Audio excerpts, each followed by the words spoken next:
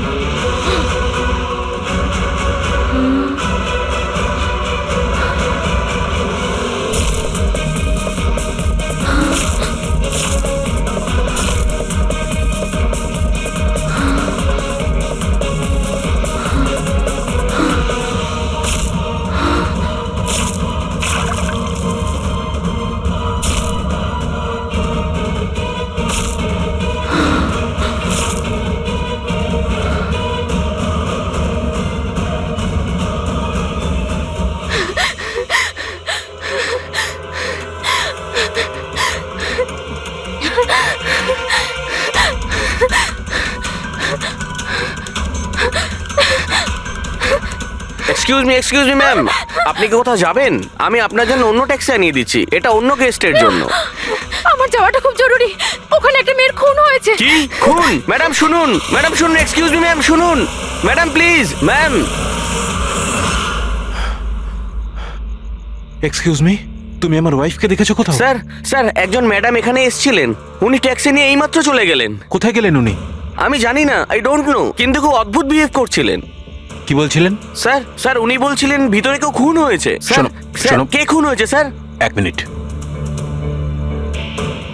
এটা রাখ আর আমার কথাটা শোন। এখানে কারোর খুন হয়নি আর তুই কিচ্ছু শুনিসনি, বুঝেছিস? খোঁজ নে কোথায় গেল ও। Okay sir. স্যার, ওকে ছুরি মারছিল, মেয়েটা মরে গেছিল, তা সত্ত্বেও ওই লোকটা ওকে মেরেই যাচ্ছিল। স্যার, আমাকে বাঁচান স্যার, ও আমাকে দেখে নিয়েছে, আমাকে ও ছাড়বে না। প্লিজ আপনি একটু শান্ত হয়ে যান, শান্ত হয়ে যান, আপনার কিচ্ছু হবে না। হ্যাঁ, আমরা এখানে আছি তো। একটা কথা বলুন, খুনি কি আপনাকে দেখতে পেয়েছিল? খুনি থাকলে তবে তো দেখতে পাবে। যদি কোনো খুন না হয়ে থাকে, কেউ খুনি না থাকে, তাহলে কে কাকে দেখবে? স্যার, আমি সুনীল কুমার আর ও আমার ওয়াইফ স্যার। স্যার, ও যা কিছু বলছে সব মিথ্যে স্যার। এই সমস্ত কিছু ওর কল্পনা, এরকম কিচ্ছু ঘটেনি স্যার। না স্যার, আমি মিথ্যে বলছি না স্যার। মিস্টার সুনীল, আপনি এনার স্বামী, কিন্তু এখানে এনাকে ভয় দেখানোর কোনো চেষ্টা করবেন না, বুঝেছেন?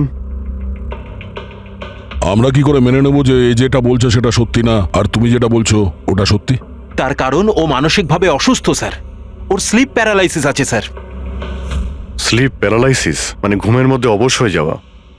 এর কথা তো আগে শুনিনি, কি এটা?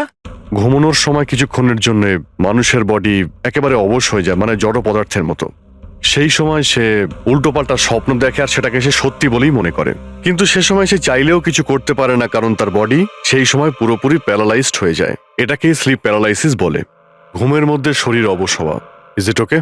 এক্স্যাক্টলি স্যার, আমাদের বিয়ে হয়েছে 6 বছর হলো, আর এই 6 বছরের মধ্যে প্রত্যেক 2-3 রাত অন্তর ওর এই অ্যাটাকটা হয় স্যার। আর এবারেও তাই হয়েছে স্যার, অন্য কিচ্ছু ঘটেনি। হ্যাঁ স্যার, জানি আমার এই রোগটা আছে, কিন্তু যখনই আমার মাইগ্রেনের পেন ওঠে, আমার মাথা ঘুরতে থাকে আর চোখের সামনে সবকিছু ঝাপসা হয়ে যায়। কিন্তু স্যার, এই সময় আমি শুধুমাত্র একটু ঘুমানোর চেষ্টা করি।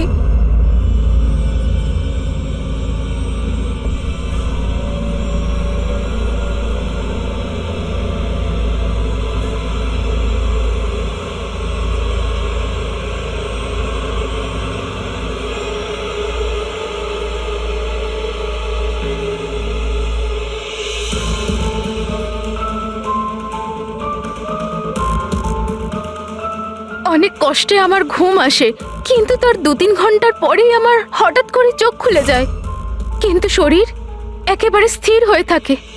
চেষ্টা করেও আমি একটু নড়তে পারি না, পুরো শরীর যেন প্যারালাইজ হয়ে গেছে। কিছু পরিষ্কার দেখতে পাই না, আর বুকের ভেতরে যেন ভারী হয়ে যায়। আমি কোনোভাবে চিৎকার করতে পারি না, কারণ মুখ থেকে আওয়াজই বেরোয় না। আর তারপরে 15-20 মিনিট পর অদ্ভুত সব জিনিস আমি দেখতে পাই।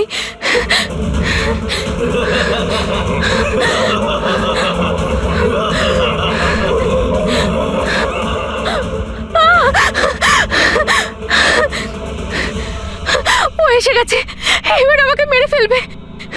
এসে গেছে। কে এসে গেছে? ওই যে ওখানে। কেউ না, কেউ আসেনি, কেউ ওর আসেনি। হাতে ছুরি আছে, শোন। আমাকে মেরে ফেলবে। আচ্ছা, কোথায়? ওই যে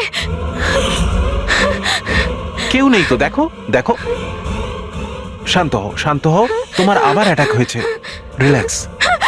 ওই যে ওখানে। কেউ সামনে নেই, বসে কেউ আছে, নেই, দেখো। এখানে শুয়ে পড়ো তুমি। সামনে বসে আছে ওখানে। দেখো দেখো কোথায় কে আমাকে আছে? বাঁচাও, please, কেউ আমাকে আসেনি মেরে এখানে। ফেলবে। তুমি শান্ত হও, রিল্যাক্স করো, শুয়ে পড়ো, ঘুমিয়ে পড়ো, ঘুমিয়ে পড়ো, সব ঠিক হয়ে যাবে, ঘুমিয়ে পড়ো। তার মানে আপনি যা যা তখন দেখতে পান সে সবই মনের ভুল, সেগুলো আদৌ সত্যি নয়? হ্যাঁ, প্রত্যেকবার সত্যি হয় না, কিন্তু এবার সত্যি হয়েছে। এটা আমার মনের ভুল ছিল না। ওই মেয়েটার মুখটা আমার এত ভালো করে মনে আছে যে আমি ওকে যে কোনো সময় চিনতে পারবো। এবারে আমি কোনো শয়তান বা দানবকে দেখিনি, যেটা আমি প্রত্যেকবার দেখি। আমি সত্যি বলছি, আমি ওখানে খুন হতে দেখেছি। আমি একদম মিথ্যে কথা বলছি না, ওখানে খুন হয়েছিল। খুন খুন খুন, ব্যাস, কিচ্ছু হয়নি ওখানে। সুনীল বাবু, আপনি চুপ করুন, চুপ করুন। খুন হয়েছিল কি না সেটা আমরা খুঁজে বের করব। আপনারা দুজনে শুধু সেদিনকার ঘটনাটা বলুন, সে রাতে কি হয়েছিল প্রথম থেকে। স্যার, আমরা দুজন এখানে আমার কাজিন অভয়ের বিয়ে অ্যাটেন্ড করতে এসেছিলাম। কাল রাতে অভয় আর মিতালি, মানে ওর হবু স্ত্রী, দুজনে একটা ককটেল পার্টি করছিল। এখন আমার কথা মন দিয়ে শোনো। মিতালি যা কিছু প্রপার্টি এবং ব্যাংক ব্যালেন্স আছে, 7 পাকে বাঁধা পড়ার আগে যেন তোমার নামে ট্রান্সফার হয়ে যায়। এই মেয়েটার ওপর তোমার যে ভালোবাসার নেশাটা চেপেছে সেটাকে ইউজ করো বাবা। ওয়েল মিতালি, একটা কথা বলবো? এখনো সময় আছে, আবার ভেবে দেখ। এই অভয় তোর যোগ্য নয়। তুই এর থেকে অনেক ভালো ছেলে পেয়ে যাবি। তুমি জানো না, একে নিয়ে তো সারা শহর চর্চা করছে। আমি এর সাথে তোমার বিয়েটা এই জন্যই দিচ্ছি যাতে তুমি ডুবে না যাও। You got it? So be focused please. আমি জানি কি করতে হবে। আমার ওই সাইকোর সঙ্গে বিয়ে করার কোনো শখ নেই, করছি কারণ আর কোনো রাস্তা নেই। তাই আমাকে বুঝিও না কি করতে হবে। I know what to do. ঠিক আছে? হাই।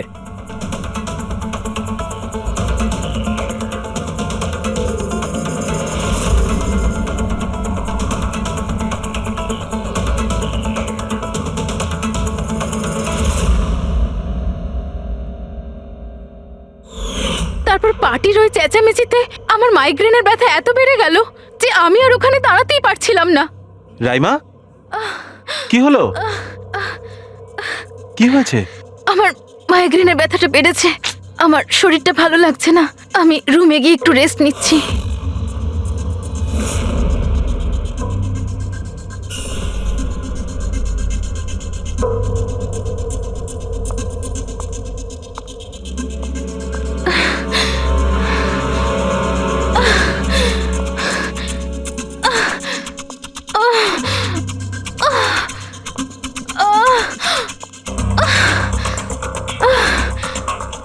আমার এতটাই যন্ত্রণা হচ্ছিল যে আমি খেয়ালই করিনি যে ওটা আমার রুম না অন্য কারোর।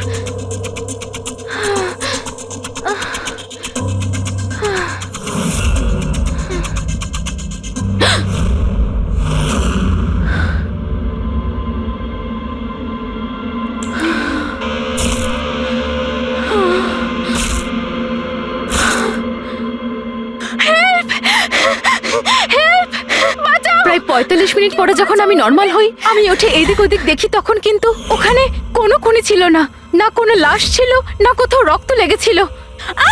কি হয়েছে রাইমা? আরে কি হয়েছে? এরকম ভয় পেয়ে আছো কেন? খুন হয়েছে, ওই লোকটা- কোথায় কোথায় আমার ওই কথা লোকটা শোনো, মেয়েকে মেরে আমার কথা ফেলেছে। শোনো, এখানে আমার কিচ্ছু দিকে- ঘটেনি। কোথায় কোথায় কোথায় কে আছে, কে কোনো আছে? হয়নি। কিচ্ছু হয়নি এখানে। আচ্ছা তুমি এখানে কি করছো? এটা তো আমাদের ঘর নয়।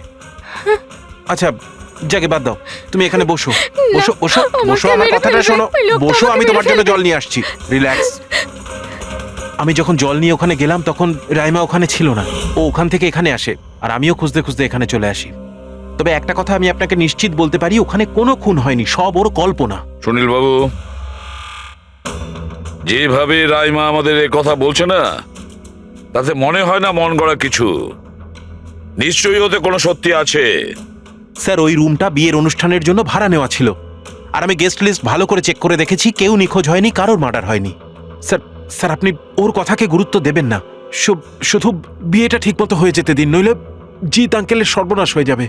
আর তার চেয়েও বড় কথা, আমি পথে বসে যাব স্যার। বিয়েতে কোনো প্রবলেম হবে না, আমরা জিজ্ঞাসাবাদ তো করবই, কিন্তু আমাদের ঢঙে।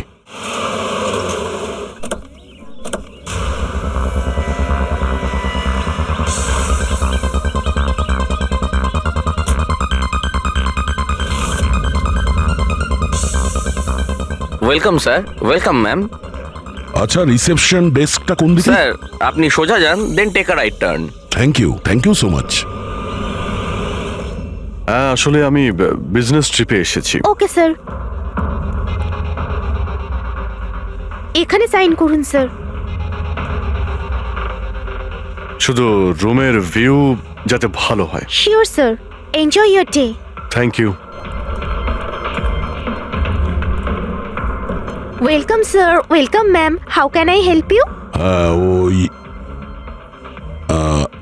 ওই আমরা অভয়ের ওয়েডিং এর জন্য এসেছিলাম, রুমে চেক ইন করতে চাই। ওকে স্যার, আপনি আপনার ডিটেলস দিয়ে দিন, আমি আপনাকে রুমের কি দিয়ে দেবো। ও শিওর। বেবি, তুমি ওনাকে বলনি হ্যাঁ, আমাদের 103 রুমটাই চাই? আই এম সো সরি, আমি তো ভুলেই গিয়েছিলাম। ম্যাম, আসলে আমাদের ওই 103 নম্বর সুইট রুমটা চাই। ঠিক আছে স্যার, আপনাকে 103 দিচ্ছি। আমি যেমনটা বললাম তেমন কেন করলে না? কিন্তু এবার কি করব, কি করে লুকোবো? লুকোতে তো হবেই। এসো, আমি বলে দিচ্ছি কিভাবে। এসো।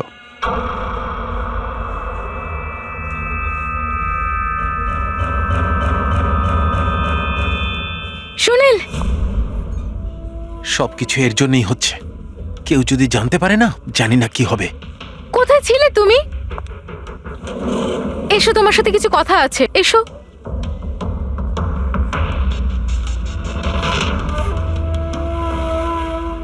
Thank you. Excuse me, yes sir. আমি আপনাদের সিসিটিভি সিস্টেমটা চেক করতে চাই। আপনাদের সিকিউরিটি ইনচার্জকে একটু ডেকে দেবেন। Okay sir.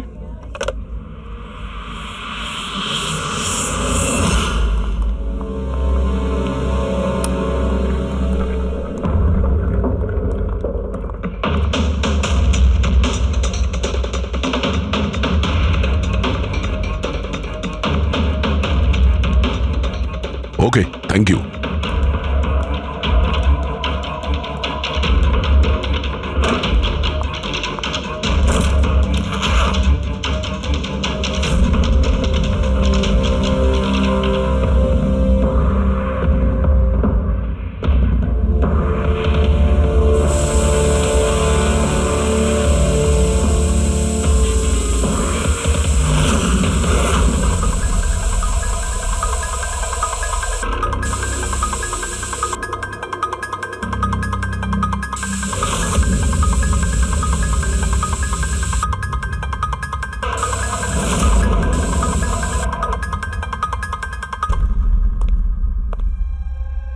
এই লুমিনল টেস্ট দিয়ে তো কিছু জানা গেল না।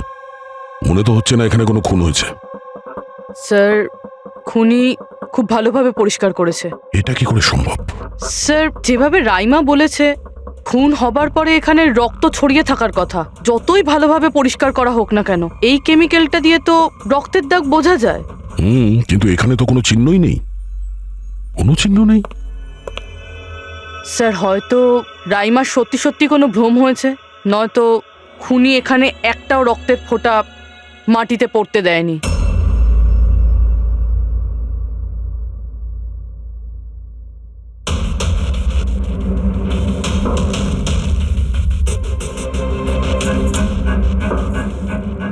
রবি, মনে হচ্ছে তুমি ঠিকই বলেছিলে। খুনি রক্তের একটা ফোঁটাও পড়তে দেয়নি।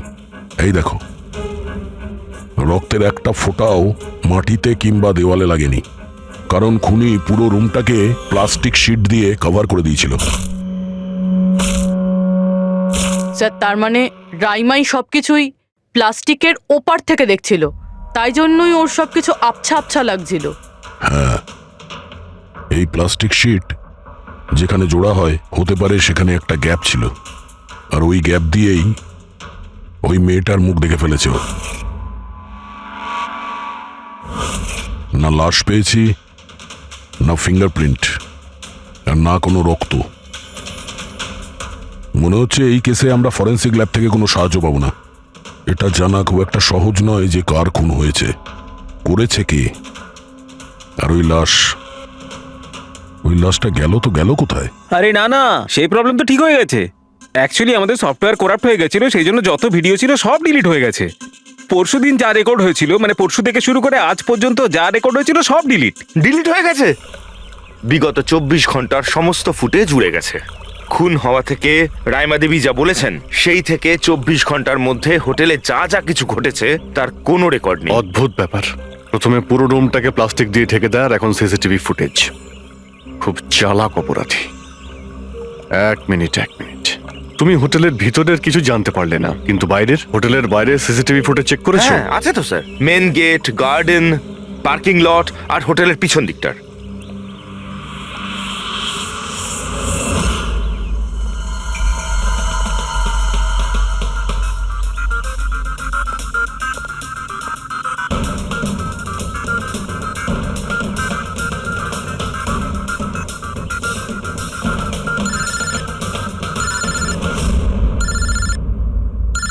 না দয়া,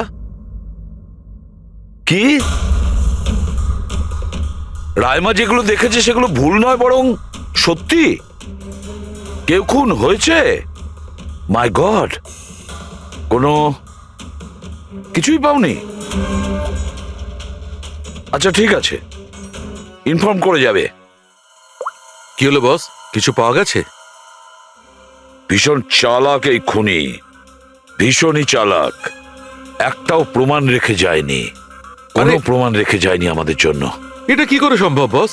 কিন্তু এটা হয়েছে সালুকে, এটা হয়েছে। রাইমার জীবন খুব বিপন্ন। তুমি একটু আমাকে বুঝিয়ে বলবে? আরে আমাদের লোকেরা ওখানে কোনো পোক্ত প্রমাণ পায়নি, কিন্তু ওখানকার পরিস্থিতি বলছে ওখানে অবশ্যই কোনো খুন হয়েছে। আর দেখো, একটা কথা মনে রেখো, রাইমা প্রত্যক্ষদর্শী, আর ও খুন হতে দেখেছে, আর খুনি ওর আশেপাশেই আছে, তাই রাইমা নিশ্চয়ই বিপদে আছে। আর ওর ফুটেজ? স্যার, সেটাও উড়ে গিয়েছে। না না, ওগুলো ওড়েনি, ওগুলো একদম ঠিকঠাক আছে। ভিতরের আর বাইরের সিসিটিভি ক্যামেরাগুলোর কেবল কানেকশন একদম আলাদা, তাই ওগুলো বেঁচে গেছে। বেঁচে গেছে মানে ফুটেজ পাওয়া যেতে পারে? হ্যাঁ হ্যাঁ, নিশ্চয়ই, আমার কাছে আছে তো। এই নিন বাইরের ক্যামেরাগুলোর ফুটেজ।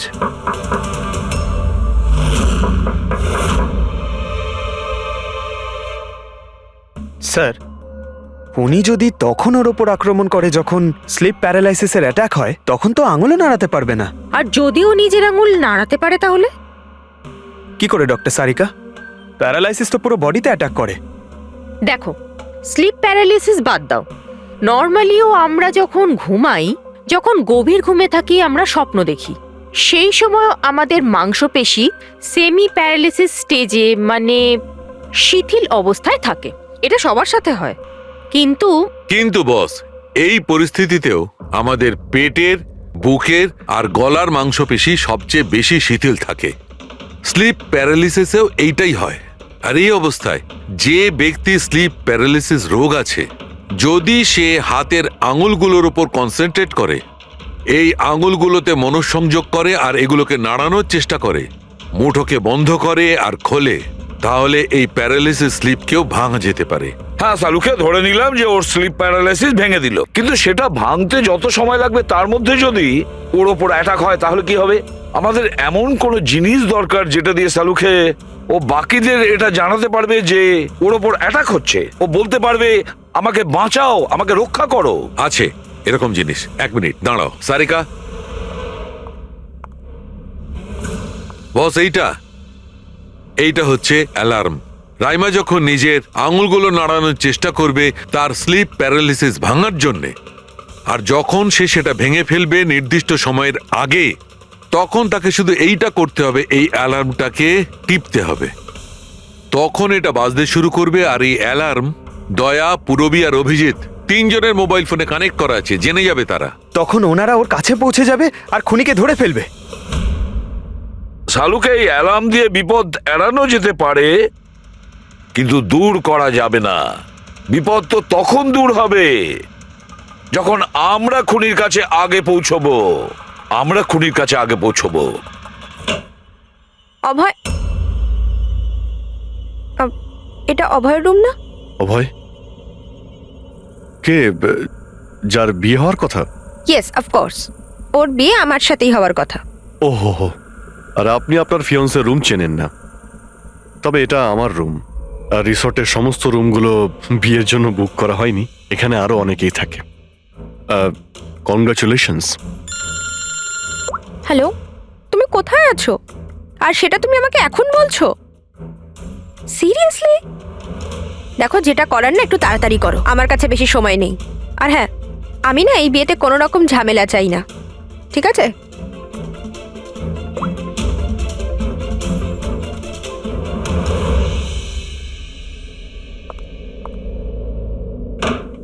মিতালি, অভয়ের সঙ্গে যার বিয়ে হবে, এ কি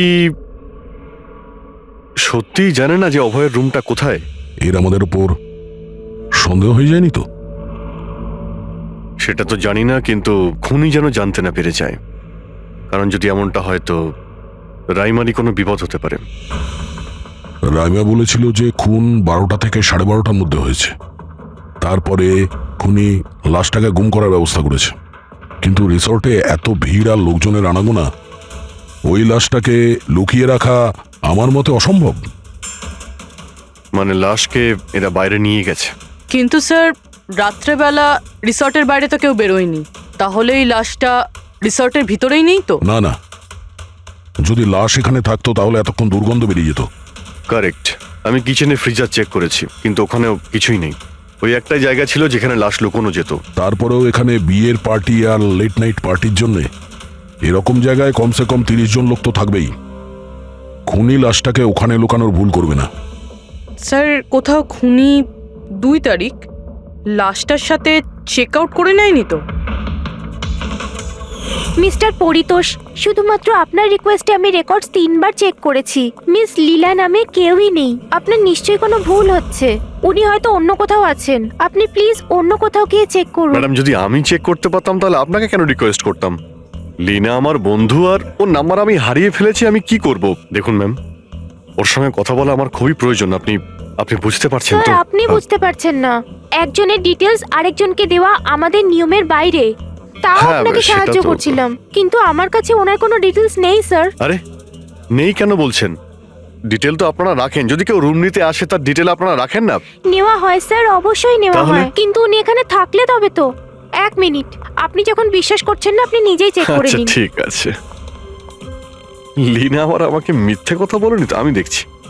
ম্যাম আপনি একটা কাজ করবেন। ম্যাম, আপনি হাউসকিপিং থেকে কাউকে ডাকবেন। আমার রুমটা এতটাই নোংরা হয়ে আছে, সকাল থেকে আমি বারবার ফোন করছি, কেউ আসতে রাজিই হচ্ছে না। এটা কি করে হতে পারে? Okay. না ফোনে, আরে ফোন তো আমি 50 বার করেছি। আপনি প্লিজ কাউকে পাঠান না। ঠিক আছে স্যার, আমি ডেকে থ্যাংক আনছি। You thank you ma'am.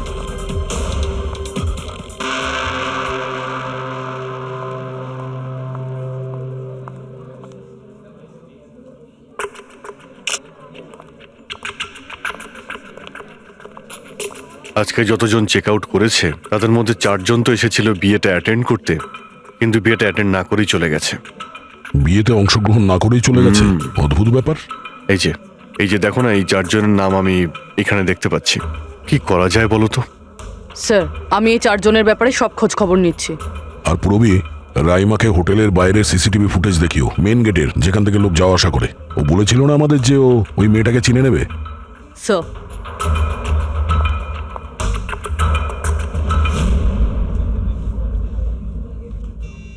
মানে রাইমা যেগুলো বলেছে সেগুলো সত্যি নাকি? মিস্টার সুনীল, আপনি কোন ব্যাপারটা নিয়ে বেশি চিন্তিত? এখানে একটা খুন হয়েছে সেটা নিয়ে চিন্তিত, নাকি রাইমা দেখে ফেলেছে তার জন্য। ওসব ইনভেস্টিগেশন তুমি আমাদের উপর ছেড়ে দাও, বিয়েতে আনন্দ করো। হ্যাঁ, কখন কি ঘটে যাবে এখানে কেউ কিছু বলতে পারে না।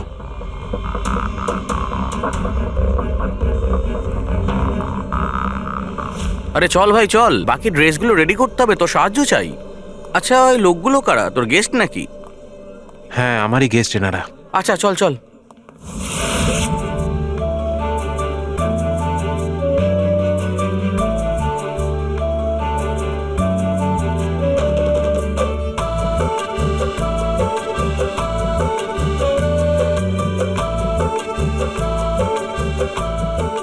তোর তো গেম ওভার হয়ে গেল ভাই। তোর পেছনে যে গার্লফ্রেন্ডদের লম্বা লাইন ছিল সেটার কি হবে? যদি মিতালি শুনতে পায় না তাহলে গেম সত্যি ওভার হয়ে যাবে। আচ্ছা ভাই, আমাকে একটা কথা বল, তুই একটা মেয়ের সাথে সারাটা জীবন কি করে কাটাবি বলতো? তোর সব কাণ্ড কারখানা না সাইডে ঠিক চলছে। জিজ্ঞেস করে কে? ককটেল পার্টি থেকে হঠাৎ করে কোথায় উধাও হয়ে গেছিল? আরে কোথাও উধাও হয়নি, মিতালির সামনে হয়তো কান্দর উঠবোস করছিল। এই শোন, যা শাট আপ। আমি ভয়টায় পাই না ওকে। Just wait and watch. ড্রিঙ্কটা শেষ কর।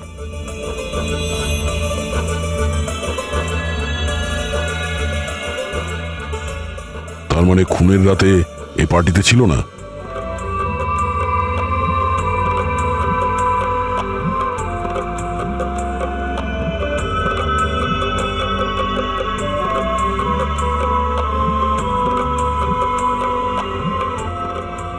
এমন কি বলতে চাইছিল এ, যেটা রঞ্জিত লুকানোর চেষ্টা করছে?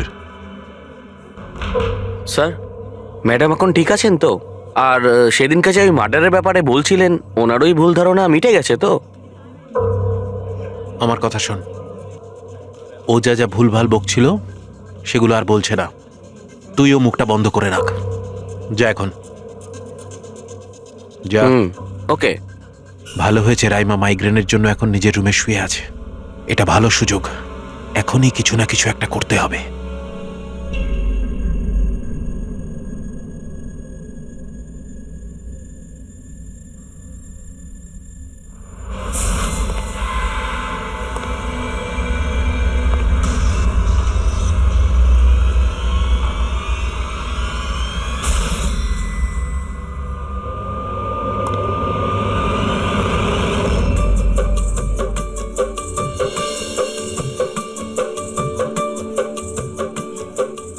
আরে বাহ, কি সুন্দর মেহেন্দি লাগিয়েছো তুমি, দেখাও।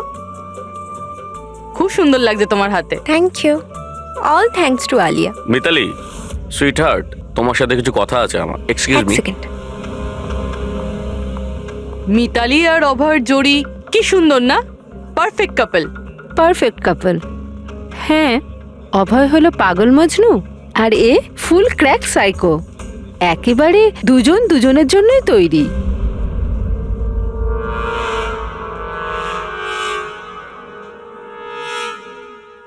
মিতালি অভয়ের ব্যাপারে এটা জানে? ও অভয়ের জন্য পাগল। ওকে পাওয়ার জন্য ও সব কিছু করতে পারে। যদি দরকার হয় তাহলে কাউকে মেরেও ফেলতে পারে।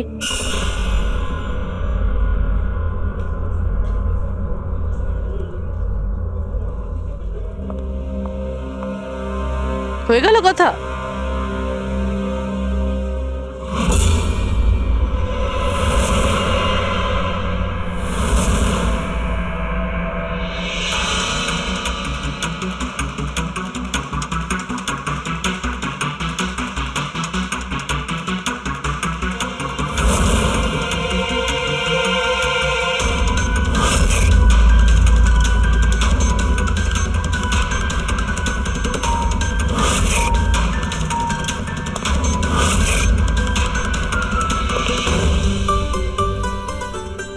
আরে খালি হয়ে গেছে আরে নাকি? না স্যার, রিফিলিং করতে যাচ্ছিলেন তো।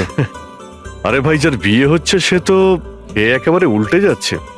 আচ্ছা মিস্টার নিতিন, আর ওই রঞ্জিত কি ওকে আটকায় না নাকি? শুনেছি ককটেল পার্টিতে নাকি খুব ঝামেলা করেছিল। ওই দিন তো বাড়াবাড়ি হয়ে গেছিল। আচ্ছা, ওই দিন ওরা কিছু বলেনি ওকে? না স্যার, বলার মতো কেউ ছিলই না। রঞ্জিত স্যার তো নিজেই 11টার পরে পার্টিতে এসেছিলেন। ও, আর ওনার ছেলে নিজের হবু স্ত্রীকে খুঁজে বেড়াচ্ছিলেন। ভেতরে যাচ্ছেন, বাইরে আসছেন, বলার মতো কেউ আচ্ছা, ছিলই না।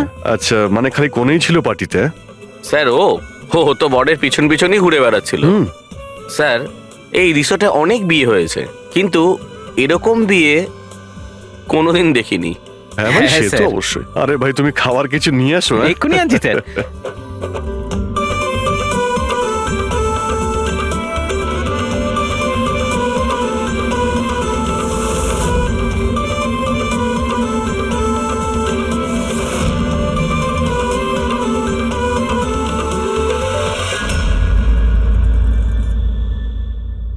রাইমা, এটা দেখো, এটা তোমার সাহায্যের জন্য অ্যালার্ম। যেই মুহূর্তে তুমি এই বোতামটা টিপবে, দয়া, পুরবী আর অভিজিতের কাছে যে যে ফোন আছে ওখানে অ্যালার্ম বাজবে, আর ওরা সঙ্গে সঙ্গে তোমাকে হেল্প করার জন্য ওখানে পৌঁছে যাবে। ঠিক আছে। কিন্তু যখন তোমার স্লিপ প্যারালিসিস হবে তখন নিজের হাতের আর পায়ের আঙুলগুলোকে নাড়াবার চেষ্টা করবে, কারণ স্লিপ প্যারালিসিসের সবচেয়ে কম এফেক্ট আমাদের হাতের আর পায়ের আঙুলে হয়ে থাকে।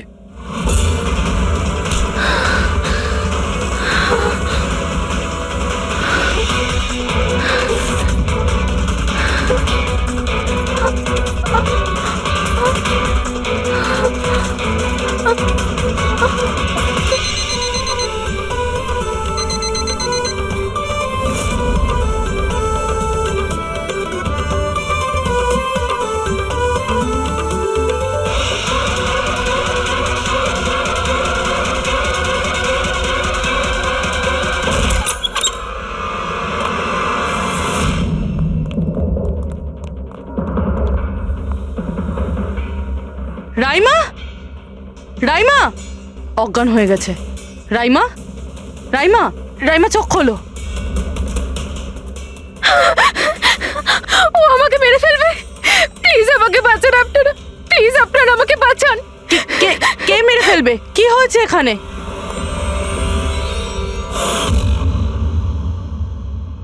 কি মিস্টার সুনীল, এবার আপনি কি বলবেন? এখন ওর কথায় আপনার বিশ্বাস হচ্ছে নাকি নিজের জ্যাঠার রেপুটেশন নিয়ে ভাবছেন আপনি? আমি আর কি বলবো স্যার, ঈশ্বরকে ধন্যবাদ যে ও এখনো বেঁচে আছে। আচ্ছা, তা আপনি এখানে এলেন কি করে? পার্টি তো নিচে চলছে। হ্যাঁ, আর এখানে কি হয়েছে কেউ শুনতে পায়নি। তাহলে আপনি আমাদের সাথে এখানে চলে এলেন? আপনারা আপনারা আমার উপর সন্দেহ করছেন? আমি নিজের স্ত্রীকে কেন মারতে চাইবো? সন্দেহ তো আমরা সবাইকেই করি। এখন আপনি বাইরে যান, রাইমার সঙ্গে আমাদের কিছু কথা আছে, প্লিজ। স্যার আপনারা প্লিজ আমাকে বাঁচান। যখন ওই লোকটা ওই মেয়েটাকে খুন করছিল আমি ওকে দেখে নিয়েছিলাম, ও আমাকে ছাড়বে না। আর প্লিজ আপনারা আমাকে বাঁচান, ও আমাকে মেরে ফেলবে, ও নিশ্চয়ই আমাকে মেরে ফেলবে। প্লিজ প্লিজ আপনারা বাঁচান দেখো রাইমা, আমাকে। ঘাবড়িও না, আমরা এখানে থাকতে কেউ কিচ্ছু করতে পারবে না তোমার, ঠিক আছে? কিন্তু ওই মেয়েটা যার খুন হতে তুমি দেখেছো তাকে আমরা চিনতে পারছি না। তুমি ওকে চেনো? তাহলে আমরা একটা ফুটেজ দেখাবো, ওই ফুটেজটা দেখে তুমি ওই মেয়েটাকে আইডেন্টিফাই করো। ফ্রেডি,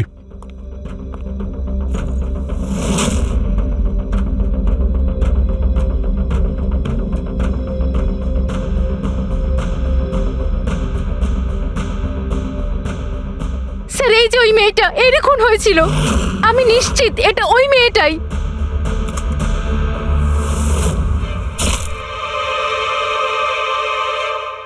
যদি এ এখানে এসে থাকে তাহলে কেউ তো নিশ্চয়ই ওকে দেখেছে। ও আমাকে মেরে ফেলবে। যদি এই মেয়েটা এখানে এসে থাকে তাহলে কারো না কারোর সঙ্গে তো দেখা করেছিল। মনে হচ্ছে বুড়োতে যাওয়ার সময় এসে গেছে। যে চারজন যারা বিয়েতে এসেছিল কিন্তু অংশগ্রহণ না করেই চলে গেছে, ওদেরকেও জিজ্ঞাসাবাদ করতে হবে। স্যার, মিস্টার ভেলেনা যে অভয়ের ম্যানেজার, এ প্রয়োজনীয় কাজ ছেড়ে এখানে এসেছিল বিয়ে অ্যাটেন্ড করতে, কিন্তু বিয়েটা অ্যাটেন্ড না করেই তাকে চলে যেতে হয়। প্রথমত রিসর্টের গাড়ি ওনাকে এয়ারপোর্টে দিয়ে আসে, আর দ্বিতীয়ত ওনার কাছে একটা ছোট সুটকেস ছিল যার মধ্যে 5.5 ফুটের লাশ তো ঢুকতে পারবে না। আরেকজন স্যার, ইনি মিসেস মোতোয়ানি আর ইনি মিস সুজি। এরা মিতালির লিগাল টিমের স্যার। এদেরও কোনো প্রয়োজনীয় কাজের জন্য বিয়ে ফেলে চলে যেতে হয়। এরাও রিসর্টের কারে করেই গিয়েছে। এদের একটা সুটকেস ছিল আর ছিল ওদের নিজের ব্যাগ। আর এর মধ্যেও 5 ফুট 6 ইঞ্চির লাশ ঢুকবে না। আর এরা আবার বিয়ে অ্যাটেন্ড করতে আসছেও স্যার। আর এই চতুর্থ ব্যক্তি, এ হলো দক্ষ। এ হলো সুনীলের পিআর ম্যানেজার। 1 জুনে এসেছিল আর 2 জুনেই চলে গেছে নিজের গাড়ি করে। 1 মিনিট পঙ্কজ, একবার তুমি এই লোকটার বিয়েতে আসার ফুটেজটা দেখাও তো। ওকে, এবার তুমি ওর যাওয়ার ভিডিওটা দেখাও। মিস্টার দক্ষ এসেছিল একটা সুটকেস নিয়ে, আর যাওয়ার সময় দেখছি দুটো সুটকেস। বিয়ের থেকে রিটার্ন গিফট নিয়ে যাচ্ছে স্যার।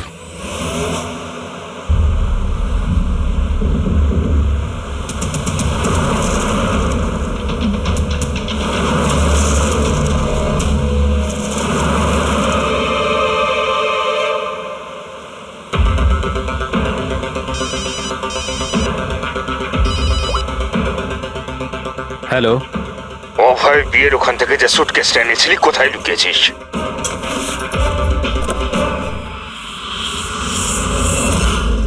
কে বলছে? আর কি বলছো তুমি? কোন সুটকেস?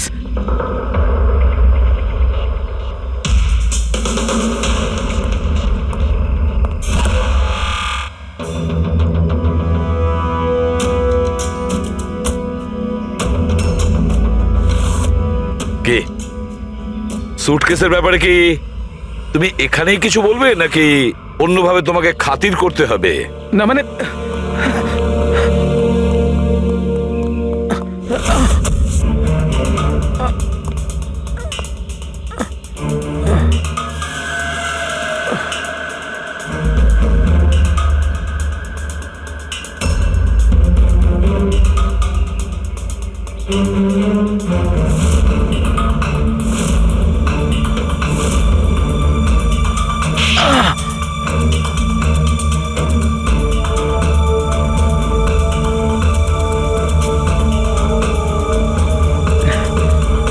কিছু মনে পড়ছে?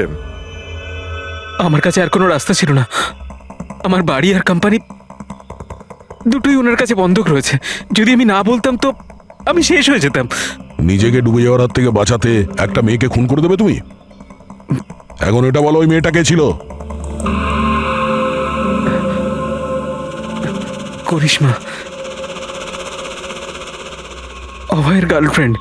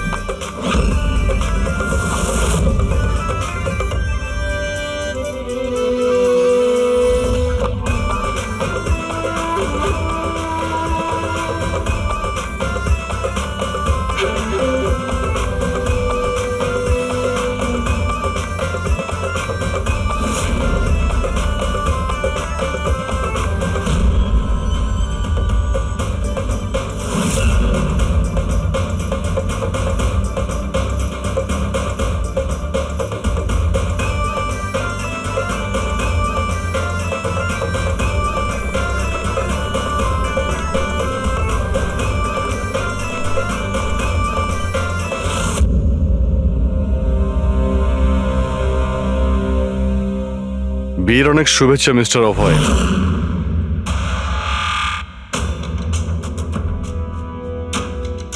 আপনার জন্য কিছু উপহার নিয়ে এসেছি, এমন উপহার যার জন্য এই বিয়েটা সম্পূর্ণ হতেই পারবে না। আপনার বান্ধবী করিশ্মা আপনার জন্য কিছু উপহার পাঠিয়েছে।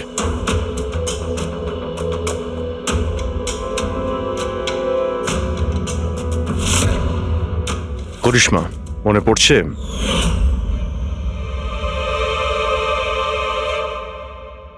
উপহার দেখতে চান আপনি?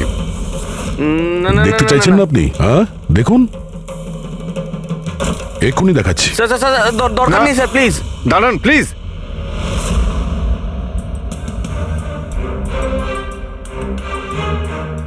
কি হলো মিস্টার রঞ্জিত?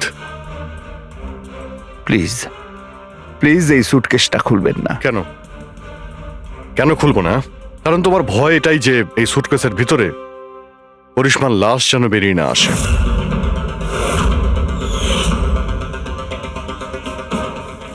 সেই করিশ্মা যাকে তুমি আর দক্ষ মিলে খুন করেছিলে, তারপর টুকরো টুকরো করে এই সুটকেসের মধ্যে ভরেছিলে, আর তারপর বাইরে পাচার করে দিয়েছিলে।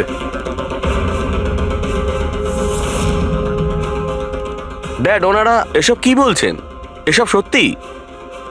হ্যাঁ বাবা, এটা সত্যি।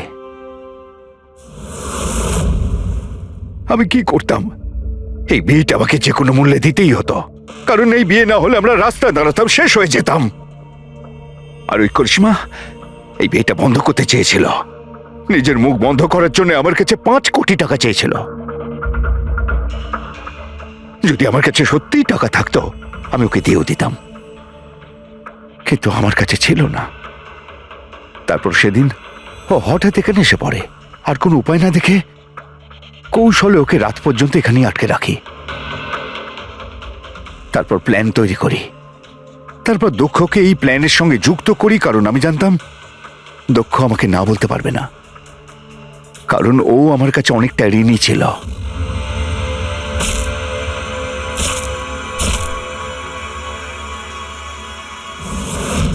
সবকিছু ঠিকই চলছিল, সবকিছু হয়েও গিয়েছিল, কিন্তু জানি না হঠাৎ করে এ কি করে এলো। এসে সবকিছু দেখে ফেললো। আমি একেও মারবার চেষ্টা করেছিলাম, কিন্তু আপনাদের টিম এসে একে বাঁচিয়ে দেয়। একটা অপরাধ লুকানোর জন্য আর একটা অপরাধ, আর এর প্রধান কারণ এই যে তোমার আদলের দুলাল। ঠিক সময় যদি বাধা দিত তাহলে এই ঘটনা ঘটতো না। আর তোমার বিয়ের আসল উপহার তো তুমি এখন পাবে। একটা হত্যা আর একটা হত্যা করার চেষ্টার জন্য তোমরা দুজন বাপ বেটা জেলে যাবে।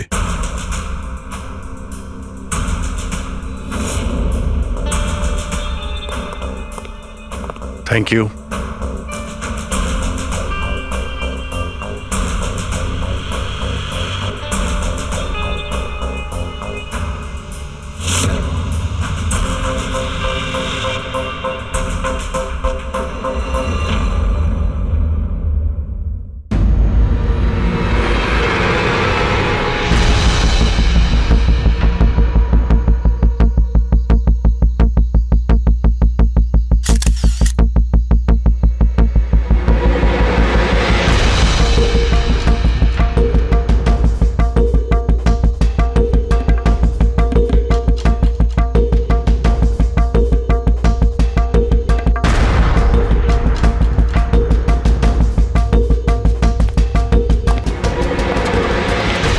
আপনারা কিছু পেয়েছেন?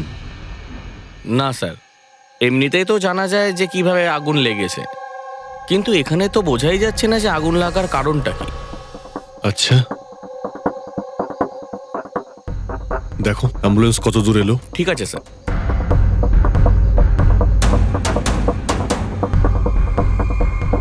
খুব বাজেভাবে ঝলসে গেছে।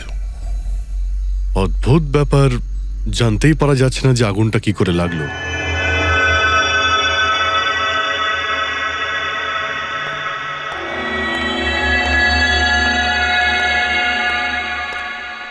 কিভাবে হলো এইসব? সবকিছু তো একদম ঠিক ছিল, জানি না আগুন কি করে লাগলো। এতজন মানুষের অভিশাপ তো লাগবেই, তাই না? এই কি বললে তুমি? আমি জানতে পেরেছিলাম স্যার যে দিলীপ স্যার কোনো কোর্টের কেসে ফেঁসে গেছিলেন। খুব বড়সড় কেস ছিল স্যার, কিন্তু কিছুদিন আগে ছাড়াও পেয়ে গেছিলেন। অনেকে এই নিয়ে রেগেও ছিলেন। আচ্ছা, এই ঘটনার সুযোগ নিয়ে কেউ ওকে মেরে দেয়নি তো? না, কোর্টে উনি নির্দোষ প্রমাণিত হয়েছিলেন, উনি কিচ্ছু করেননি। কি কেস ছিল? 9 বছর আগে জামাইবাবু থিয়েটারে আগুন লেগে গিয়েছিল, যার জন্য বেশ কয়েকজন মারাও গিয়েছিল, আর সমস্ত দোষ জামাইবাবুর ঘাড়ে চাপলো। এমনি এমনি কি করে আগুন লাগতে পারে? এটা নিশ্চয়ই কারোর প্ল্যানিং। কাউকে সন্দেহ হচ্ছে আপনাদের? এটা কে করতে পারে? যে কেউ করতে পারে, অনিতাও করতে পারে। কোন অনিতা? টনির ওয়াইফ, ও এখানে এসেও ছিল।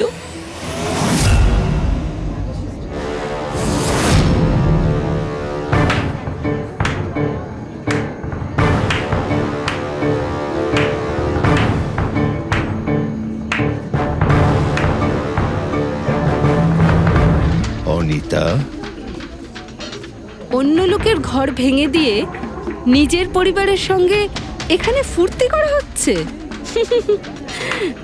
ভেরি গুড, ভেরি গুড, বাহ। কিন্তু একটা কথা মনে রেখো, ওই লোকগুলোর মতো তোমরাও ছটফট করে মরবে। সিকিউরিটি, এই চুপ, একদম চেঁচাবি না।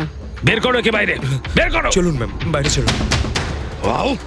মনে হচ্ছে তোদের কি পরিণতি হবে তা নিয়ে কোনো মাথা ব্যথা নেই। তোদের খারাপ সময় শুরু হয়ে গেছে, মনে রাখিস। তুই আমার টনির সাথে যা করেছিস না, মনে রাখিস এরপরে তুই আর বেশি দিন বাঁচবি না, শুনেছিস? তুই এই নিয়ে যাবে কে? তুই আর বাঁচবি না, নরকে যাবি তুই। আর তাকিয়ে দেখছো কি? নিয়ে যাবে কে? তোকে নরক যন্ত্রণা ভোগ করতে হবে, ছটফট করে মরবি তুই, মনে রাখিস। আরে যা।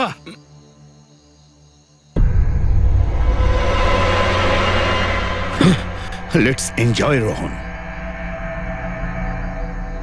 আরে ভুলে যাও।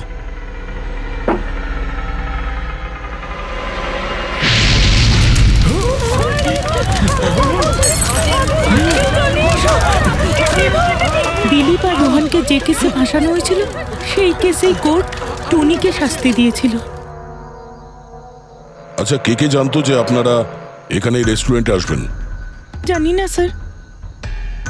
আচ্ছা, দিলীপ বাবু আসার আগে এই চেয়ারের আশেপাশে কাউকে দেখেছিলেন? কোনো অচেনা কাউকে? না স্যার, কাউকেই দেখিনি স্যার। এই টেবিলটাকে রিজার্ভ করেছিল? দিলীপবাবু ফোন করেছিলেন, বলেছিলেন যে আমাদের জন্য টেবিল রিজার্ভ করে রাখো, সবসময় এখানেই বসতেন, এই টেবিল এই চেয়ারেই, রেগুলার কাস্টমার ছিলেন আমাদের। কারোর আগে থেকে জানা ছিল যে দিলীপ এখানে এই চেয়ারে বসবে? স্যার, চেয়ারের আশেপাশে তো এমন কোনো জিনিস নেই যা দিয়ে আগুন লাগতে পারে। এ তো অদ্ভুত ধরনের মিস্ট্রি। CCTV camera.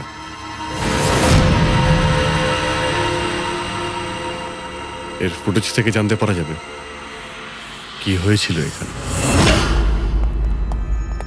ও মাই গড, এসব কিভাবে হলো? কে করতে পারে এসব? ওই করেছে যে দিলীপকে খুন করেছে প্রমাণ লোপাটের জন্য। আর যে কেউ কিভাবে এই মনিটর রুমে চলে এলো? তোমার সিকিউরিটি কোথায়? স্যার, এই রুমে সিকিউরিটির কোনো প্রয়োজনই হয় না। এর আগে এরকম কখনোই হয়নি স্যার। স্যার স্যার আমার মনে হয় না সিসিটিভি ফুটেজ ডিলিট করার মতো সময়ের কাছে ছিল। ও শুধু ভাঙচুর করেছে। যদি আমরা কোনো এক্সপার্টকে ডাকি স্যার, তাহলে সে হয়তো হার্ড ডিস্ক থেকে রিকভার করতে পারবে।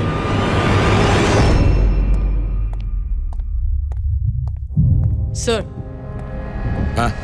স্যার 9 বছর আগে দিলীপ আর রোহনের একটা থিয়েটার ছিল যেটায় আগুন লেগে গিয়েছিল। এক্সিট এন্ট্রির দরজা বন্ধ থাকার কারণে 12 জন লোক আগুনে পুড়ে মারা যায়। ভিকটিমদের ফ্যামিলি যখন কেস করে তখন ইনভেস্টিগেশনে জানা যায় যে সেই সময় একজন গার্ড ছিল। হ্যাঁ, টনি। হ্যাঁ স্যার। স্যার, কোর্টে এটা প্রমাণ হয়ে গিয়েছিল যে টনি অনেক মদ খেয়েছিল, আর মদের নেশায় সে এতটাই চুর ছিল যে ইমার্জেন্সি এক্সিটের দরজাও খুলতে পারেনি।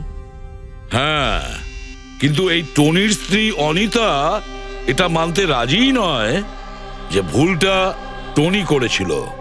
স্যার, শুধু উনিই নন, অনেক আর্টিকেল এবং নিউজ পেপারও কিন্তু কোর্টের সিদ্ধান্তের ব্যাপারে কথা বলেছিল। যখন এই ঘটনাটা ঘটেছিল তখন দিলীপ আর রোহনের বিরুদ্ধে সলিড এভিডেন্স ছিল, কিন্তু তারপর কেস চলতে থাকলো। 9 বছর হয়ে গেল। কিছু প্রত্যক্ষদর্শী বয়ান বদলে দিল, আর কিছু লোক বাইরে চলে গিয়েছিল। স্যার, দিলীপ আর রোহন নিশ্চয়ই টাকা আর ক্ষমতার অপব্যবহার করেছে, আর এই কথাটা নিশ্চয়ই টনি জানতে পেরেছিল। ওই হয়তো পাঠিয়েছে অনিতাকে দিলীপকে মারার জন্য। কিন্তু ফেডরিক, যখন অনিতা ওখানে ছিলই না, তাহলে আগুন লাগালো কি করে? না না, সিকিউরিটির লোকেরা তো ওকে বাইরে বের করছিল ওই রেস্টুরেন্ট থেকে। এমন কি জিনিস ছিল যার জন্য হঠাৎ করে আগুন লাগলো? স্যার, হয়তো ডক্টর সালুংখে আমাদের কোনো হেল্প করতে পারে। না হলে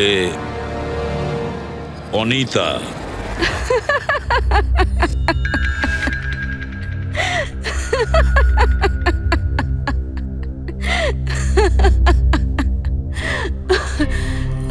আপনারা তো অবাক হচ্ছেন কেন?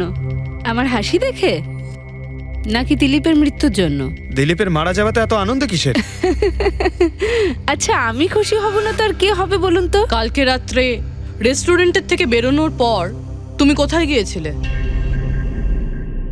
জেলে, আমার স্বামীর সঙ্গে দেখা করতে। ওয়ার্ডেনের কাছে সমস্ত রেকর্ড আছে, আপনারা চাইলে চেক করতে পারেন। সেটা তো আমরা করবই। আর এইটাও, যে তুমি ওই আগুনটা লাগালে কিভাবে। কোনো কালো জাদু করেছিলে তুমি? দিলীপের গায়ে হঠাৎ করে আগুন লাগলো কি করে? কালো জাদু জানলে অবশ্যই প্রয়োগ করতাম, কিন্তু আমি খুব খুশি হয়েছি দিলীপও ঠিক সেইভাবেই ছটপট করে মরেছে যেভাবে 9 বছর আগে ওই নিরীহ লোকগুলো মারা গেছিল, যেটা শাস্তি এখন আমার স্বামী টনি ভুগছে। তুমি এইটা কিভাবে বলতে পারো যে টনির কোনো ভুল ছিল না? তুমি তো ওখানে ছিলেই না। আমি ওখানে ছিলাম না, কিন্তু টনি এখানে ছিল। সেদিন ওর শরীর খারাপ ছিল। ওর মালিকদের মানে রোহন আর দিলীপকে বলে তাড়াতাড়ি বাড়ি চলে আসে আগুন লাগার অনেক আগেই। ভুল ওদের দুজনের ছিল, ওরাই পুরনো দরজা ঠিক করায়নি, যার জন্য ওখানে আগুনে পুড়ে অনেক লোক মারা গেছিল। আমার স্বামীর নয়, ওদের দুজনের দোষ ছিল। তাতে তোমার নিশ্চয়ই খুব রাগ হয়েছিল, ওদেরকে মেরে ফেলারও ইচ্ছে হয়েছিল। 12 জন মারা গেছিল ওখানে। আমার থেকে অনেক বেশি রাগ ওদের পরিবারের লোকেদের হয়েছিল, কিন্তু এখন হয়তো ওরা খুব খুশি দিলীপের মৃত্যুর খবর শুনে। খুব খুশি হয়েছে। ওরা আরো বেশি আনন্দ পাবে যেদিন রোহন পুড়ে মরবে।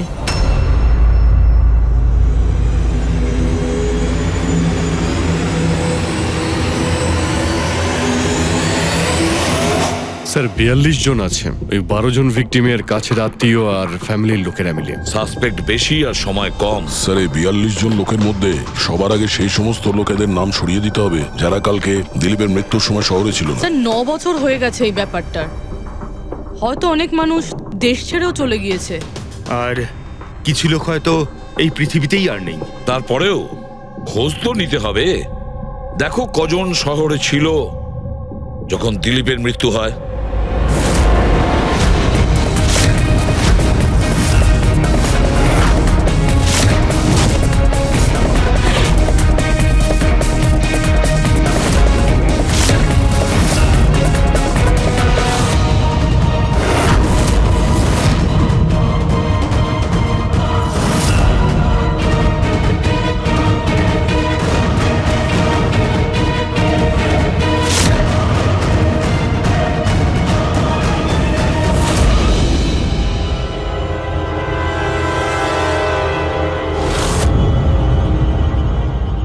হ্যাঁ পঙ্কজ, কজন এখানে আছে? 27 জন স্যার, যারা সেই সময় শহরে ছিল, আর ওদের দিলীপকে মারার কারণও ছিল। ঠিক আছে, সবাইকে বিউরোতে ডাকো, দেখা যাক ওরা নির্দোষ হওয়ার কি গল্প শোনায় আমাদের। জেমস, তোমার বাবা 9 বছর আগে থিয়েটারে আগুন লাগার কারণে মারা গেছেন, তাই তো? Yes sir. আপনার হাজবেন্ড ফিল্ম একাই দেখতে গিয়েছিলেন? সেই দিন আমি বিজি ছিলাম, তাই উনি একাই চলে যান। কালকে রাত্রে কোথায় ছিলে তুমি? স্যার আমি আমার বন্ধুদের সঙ্গে ছিলাম। স্যার আমি পাসপোর্ট অফিসে গেছিলাম। ওই দুজনকে আমি এমনি এমনি ছেড়ে দেব না। তো কি করেছিলে তুমি? ভেবেছিলাম যে দিলীপের সাথে ফেস টু ফেস দেখা করব, আর ওকে জিজ্ঞেস করব যে তুমি এরকম কেন করলে। স্যার তারপরে আমি আমার বন্ধুদের সাথে বাড়িতে যাই। আমি আমার ওয়াইফের সাথে মলে ছিলাম। স্যার আমার বন্ধুদের জিজ্ঞাসা করতে পারেন। স্যার যদি ওর সাথে আমার দেখা হতো তাহলে ও রেস্টুরেন্টে বেঁচে ফিরতো না। দিলীপ ওর কর্মের শাস্তি পেয়ে গেছে। আমি রেস্টুরেন্ট থেকে জানতে পারলাম যখন যে দিলীপের সাথে কি হয়েছে, তখন মনে শান্তি পেলাম স্যার। আর বাকি থাকলো রোহন, ও তার কর্মের শাস্তি নিশ্চয়ই পাবে। এবার এই 27টা নামের মধ্যে তাদের নামগুলো রেখে দাও যারা ঘুরিয়ে ফিরিয়ে উত্তর দিচ্ছিল, আর যারা নিজেদের উত্তর অনেক আগে থেকেই তৈরি করে রেখেছিল।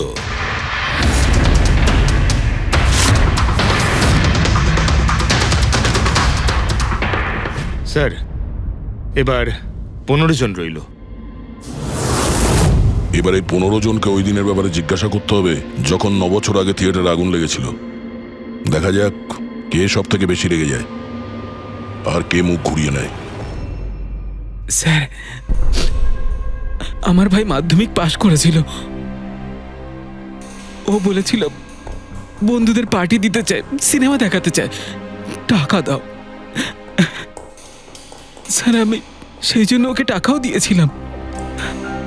হয়তো ওই টাকাটা আমার ওকে দেওয়া একেবারেই উচিত হয়নি স্যার। যে এই কাজটা করে থাকুক খুব ভালো করেছে। আজকে আমি খুশি, আজ আমি খুব খুশি। কুমারবাবু, আপনি ইউনিভার্সিটিতে ফিজিক্সের প্রফেসর, তাই তো? Yes sir, head of the department physics. কিন্তু আমার নিজের ছেলেরই পড়াশোনায় কোনো ইন্টারেস্টই ছিল না। অনেক বকেছি আমি ওকে, কিন্তু তাতে কোনো রকম কোনো লাভই হয়নি। 1 নম্বরের বদমাইশ হয়ে উঠেছিল। সেদিনও কলেজ বাঙ্ক করে বন্ধুদের সাথে সিনেমা দেখতে চলে গিয়েছিল। আর স্যার, তারপর ও আর কোনোদিন বাড়ি ফিরে আসেনি। হিমেশ, রাইট? তুমি কন্ট্রাক্টর না? হ্যাঁ স্যার। হিমেশ, 9 বছর আগে তুমি তোমার স্ত্রীর সঙ্গে সিনেমা দেখতে গিয়েছিল ওই সিনেমা হলে। আমাদের নতুন নতুন বিয়ে হয়েছিল, স্যালোনির সাথে সিনেমা দেখতে গিয়েছিলাম। ওর খুব খিদে পেয়েছিল, আমি সিঙ্গাড়া আনতে বাইরে গেছিলাম। আমি ওখানে ফিরে গিয়ে দেখলাম ওখানকার দরজা লক হয়ে গেছে, আর ভেতর থেকে লোকেদের চিৎকার চেঁচামেচি শোনা যাচ্ছিল, আর আর খুব ধোঁয়া বেরোচ্ছিল ওখান থেকে। সালোনি, আমি স্যার দরজা খোলার অনেক চেষ্টা করেছিলাম, আমি খুব চেষ্টা করেছিলাম। আমি পাগলের মতো দরজায় ধাক্কা দিতে থাকি। সালোনি সালোনি সালোনি বলে আমি চিৎকার করতে থাকি, কিন্তু আমি কিচ্ছু করতে পারিনি স্যার, আমি কিচ্ছু করতে পারিনি। আমার সালোনিকে আমি বাঁচাতে পারিনি। ওখানে তো একটা গার্ডও ছিল না, টনি? ও কি দরজা খোলেনি? ছিল না স্যার। ওখানে কোনো গার্ড, মানে আর কাউকে দেখেছিলে তুমি? কেউ ছিল না স্যার, কেউ ছিল না। আমি 9 বছর আগে কোর্টে যে কথা বলেছি আজও তাই বলছি। যখন সিনেমা হলে আগুন লেগেছিল তখন টনি ওখানে ছিল না স্যার।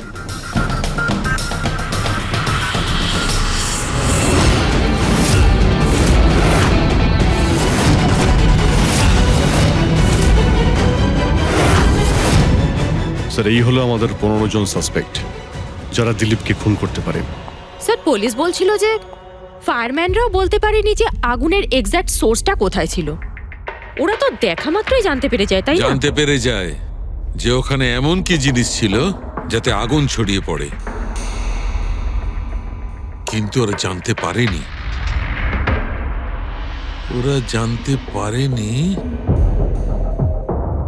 ওরা এই জন্য জানতে পারেনি কারণ ওই জিনিসটার না ছিল কোনো গন্ধ, না ছিল রং। Exactly sir. যদি এটা লিকুইড হতো না তাহলে দিলীপ নিশ্চয়ই বুঝতে পারতো ওই চেয়ারটায় বসা মাত্রই। আর পাউডার থাকলে আমরা টেস্ট করে পেয়ে যেতাম। তার মানে এটা তো গ্যাস। তার মানে হচ্ছে এটা ছিল গ্যাস। গ্যাস? এই জন্য ওই ফায়ারম্যান জানতে পারেনি যে কিসের জন্য আগুন লেগেছিল। ইনফ্লেমেবল গ্যাস বস, যার শুধু একটা স্পার্কের দরকার হয় জ্বলে উঠবার জন্য। কিন্তু একটা কথা বুঝতে পারছি না, দিলীপ যে চেয়ারে বসেছিল সে চেয়ারে গ্যাস আসলো কোথা থেকে? চেয়ার থেকেই। কি? চেয়ার থেকে? সেটা এইভাবে বস, যে চেয়ারে দিলীপ বসেছিল তার নিচের অংশে কেউ ওই ইনফ্লেমেবল গ্যাসকে স্প্রে করেছিল। মারা যাওয়ার সময় দিলীপের সংস্পর্শে দুটো জিনিস ছিল। একটা তো এই চেয়ার যেটাতে ও বসেছিল, আর একটা ওয়াইনের গ্লাস যেটা ও হাতে ধরেছিল। আমরা এই দুটো জিনিসই চেক করেছি। তো এই চেয়ারটা থেকে আমরা ইনফ্লেমেবল গ্যাসের কিছু ট্রেসেস পেয়েছি। বস, আমাদের আশেপাশের পরিবেশে সর্বদা জ্বলনশীল পদার্থ ঘুরে বেড়ায়, যেটা কখনো কখনো স্পন্টেনিয়াসলি জ্বলে যায়। যেমন হচ্ছে মাস গ্যাস, একটা ন্যাচারাল বায়োগ্যাস, আর জ্বলনশীল গ্যাস এর মেইন কম্পোনেন্ট। তার মানে ইনফ্লেমেবল গ্যাস যে কোনো সময় হাওয়াতে এমনি এমনি জ্বলে উঠতে পারে? না ফ্রেডি, নিজে নিজে নয়। যখন পরিবেশটা খুব বেশি উত্তপ্ত হয়ে ওঠে আর সেটা পরিবেশের অক্সিজেনের সঙ্গে মিশে যায়, তখন একটা সুপার হাই টেম্পারেচার উৎপন্ন হয়, যার কারণে এই আগুন লেগে যায়। কিন্তু ডক্টর সালুখে, ওখানে তো এরকম কোনো হাই টেম্পারেচারের মতো কিছু ছিলই না। এক্স্যাক্টলি, এমন কোনো ডাইরেক্ট সোর্স ছিলই না যাতে তাপ উৎপন্ন হতে পারে। বস, এই জন্যে আমার মনে হচ্ছে খুনি কোনো এক্সট্রা ডিভাইস ব্যবহার করেছিল এই এত বেশি টেম্পারেচার উৎপন্ন করার জন্য। আর এই চেয়ারটা তো রেডিই ছিল, এর তো শুধু একটা স্পার্কের দরকার ছিল। কিন্তু স্যার এভাবে কেউ হিট কিভাবে উৎপন্ন করবে? হ্যাঁ, করা যেতে পারে তো। যেমন উদাহরণস্বরূপ ম্যাগনিফাইং গ্লাস। ম্যাগনিফাইং গ্লাস দিয়ে সূর্যের রশ্মিকে বিশেষভাবে ফোকাস করে আমরা ছেলেবেলায় কাগজ পড়াতাম।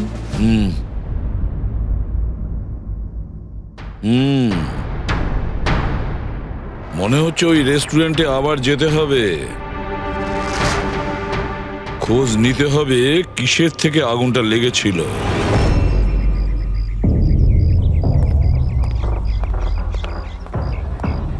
সব জায়গায় দেখে ফেলেছি স্যার, কিন্তু এমন কিচ্ছু খুঁজে পেলাম না যাতে আগুন লাগতে পারে। আর এটা ওপেন এয়ার রেস্টুরেন্ট। যখন খুনি দিলীপের চেয়ারের নিচে ওই ইনফ্লেমেবল গ্যাস স্প্রে করেছিল, কেউ তো দেখেছিল। সেটাই তো, চেয়ারে হঠাৎই আগুন লেগে যায় আর দিলীপ পুড়ে মারা যায়। কেউ কিছু দেখেনি আর না আমরা কোনো প্রমাণ পাচ্ছি। স্যার, ওই data expert CCTV footage recover করে ফেলেছে, আপনারা দেখতে পারেন স্যার। গুড, দয়া তুমি গিয়ে দেখো, ততক্ষণ আমি এখানে দেখছি কিছু পাওয়া যায় কিনা। স্যার, দিলীপ আর ওর ফ্যামিলি আসার 15 মিনিট আগের ফুটেজ এটা।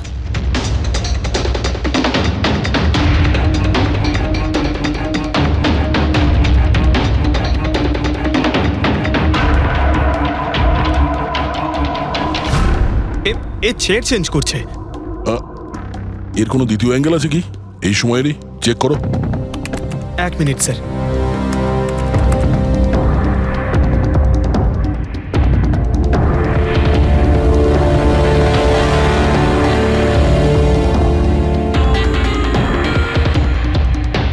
ও চেয়ারটার সঙ্গে কি করছে? গ্যাস স্প্রে করছে নাকি? হ্যাঁ, ও নিজের চেয়ারে গ্যাস স্প্রে করলো আর ও নিজের চেয়ারের সঙ্গে ওই চেয়ারটা বদলে দিল যেটায় দিলীপ বসতো।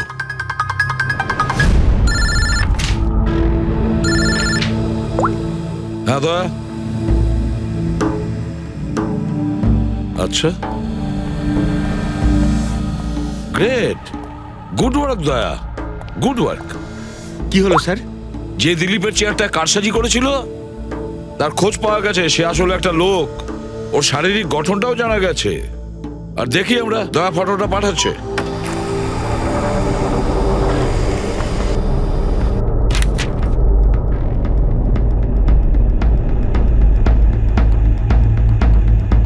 খুনি এই বাকি লোকগুলোর মধ্যেই কেউ একজন,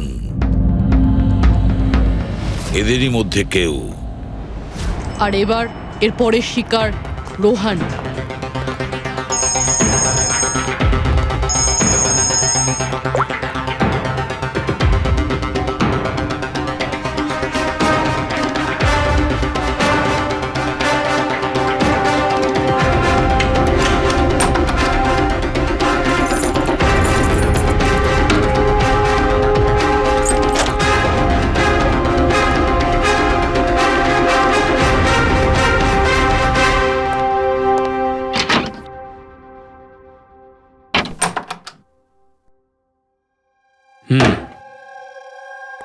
আমার মনে হয় কারোর আমার আর দিলীপের মুক্তিতে অসুবিধা হচ্ছে।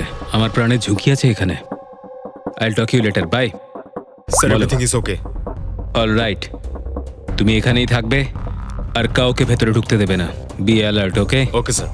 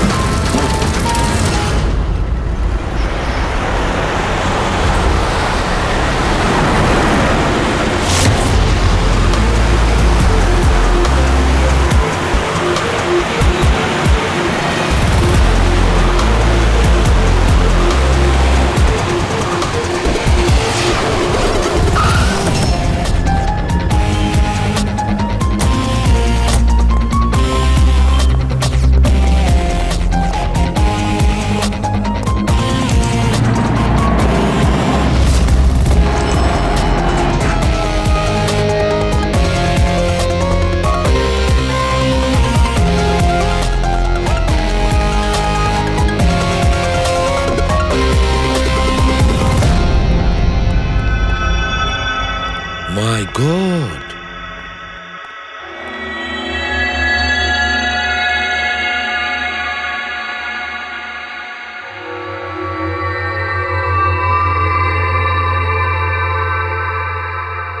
কি হয়েছিল এখানে আর কিভাবে?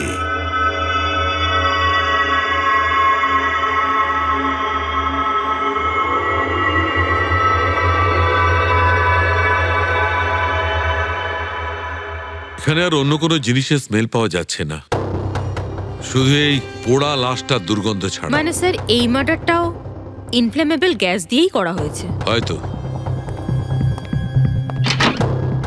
এসব হলো কিভাবে? হ্যাঁ স্যার আসলে আমি রোহন স্যারের বডিগার্ড। আচ্ছা, তাহলে আপনারা কোথায় ছিলেন যখন এসব হলো? স্যার রোহন স্যার আমাকে বাইরে পাহারা দিতে বলেছিলেন। তার কিছুক্ষণ পরেই আমি ওনার চিৎকার শুনতে পেয়ে ওনার রুমের দিকে দৌড়ে আসি আর দেখি দরজার চারদিক থেকে ধোঁয়া বেরোচ্ছিল। আমি অন্য চাবি দিয়ে দরজা খুলে ভিতরে যাওয়ার পর দেখলাম যে স্যার ততক্ষণে রোহন স্যার পুড়ে গেছেন। আপনারাও কেউ কিছু জানেন না?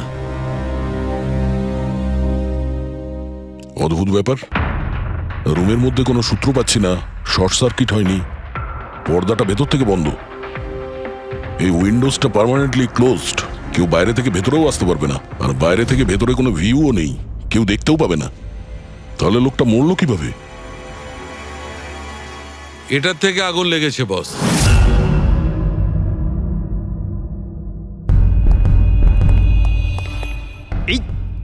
এই জিনিসটা দিয়ে এটা কি স্যার? এটা হচ্ছে ফিলামেন্ট। ফিলামেন্ট? ইলেকট্রিক বাল্বের ভেতরের ফিলামেন্ট। যখন এই ফিলামেন্টের ভেতর দিয়ে ইলেকট্রিক পাস করানো হয় তখন এটা গরম হয়ে লাল হয়ে যায়। বস, খুনিও এই টেকনিকটাই ব্যবহার করেছে ওই জ্বলনশীল গ্যাসটাকে জ্বালানোর জন্য। কিন্তু ওই রেস্টুরেন্টে যেখানে দিলীপ মারা গিয়েছিল ওখানে তো আমরা এরকম কোনো ফিলামেন্টের মতন কিছু পাইনি। বস, এত ছোট্ট একটা জিনিস, ওটা খোলা জায়গা, হয়তো কোথাও উড়ে চলে গেছে, কিন্তু এখানে তো পুরো ঘরটাই বন্ধ, তাই জন্যে খাটের তলায় এটা আমি পেয়ে গেছি। কিন্তু স্যার ফিলামেন্ট দিয়ে ইলেকট্রিক পাস করানোর জন্য ওয়্যারসের কোনো না কোনো কানেকশন তো থাকা উচিত বেড পর্যন্ত। আছে, এখানেই নিশ্চয় কোথাও আছে। পুরো বেড চেক করেছি আমরা, রুমটাও চেক করেছি, এরকম কিছুই তো পাইনি আমরা। দয়া, ওই দরজাটা কিসের? Manager, yes sir. ওই দরজার ওপারে কি আছে? স্যার আর একটা রুম আছে, এই রুমের সাথে ওটা কানেক্টেড। এমনিতে এই দরজাটা সিল থাকে, এটাকে কেউ খোলে না স্যার। খুলুন এই দরজাটা। Yes sir. আসুন স্যার।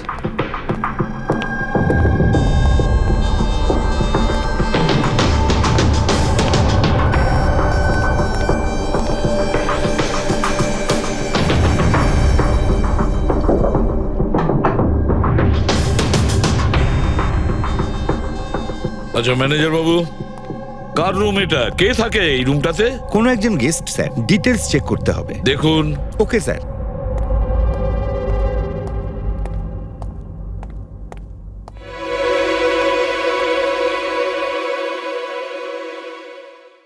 স্যার ওখানে ওই রুমের মধ্যে যা হয়েছে স্যার সব এই রুম থেকেই করা হয়েছে স্যার।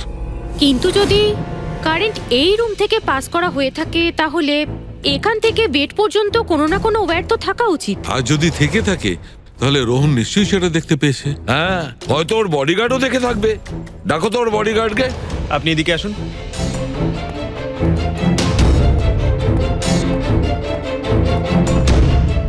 একটা কথা বলো, যখন তুমি রোহনের ঘরে এসেছিল তখন কোনো তার দেখেছিলে এখানে এই দরজা থেকে ওই রুম পর্যন্ত? কোনো কিছু?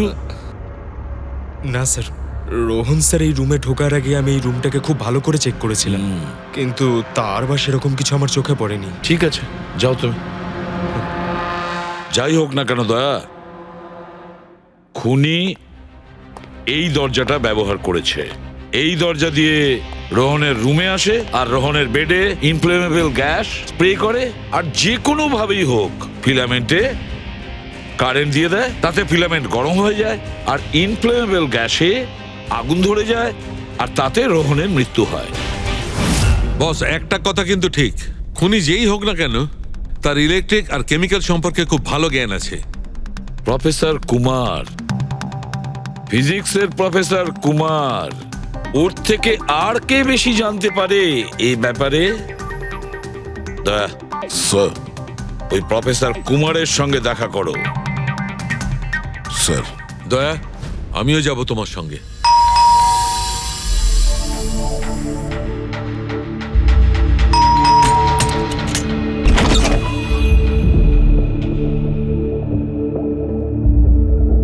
প্রফেসর কুমার আছেন বাড়িতে?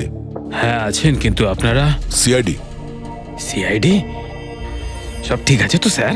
হ্যাঁ, ওনাকে কিছু জিজ্ঞাসা করার আছে। কোথায় উনি? বাইরে বাচ্চাদের পড়াচ্ছেন, আমি ডেকে আনছি। ঠিক আছে ঠিক আছে, আমরা দেখছি।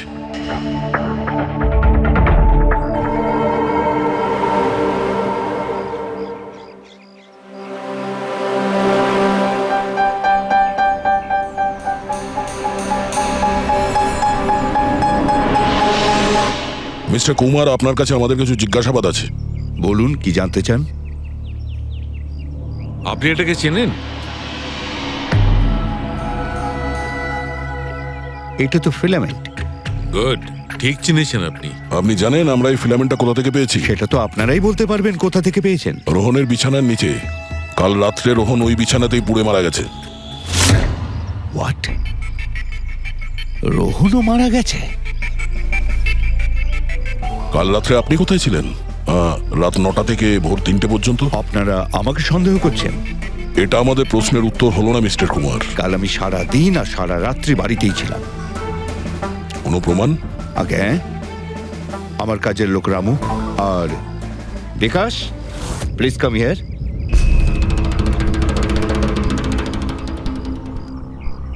Yes sir.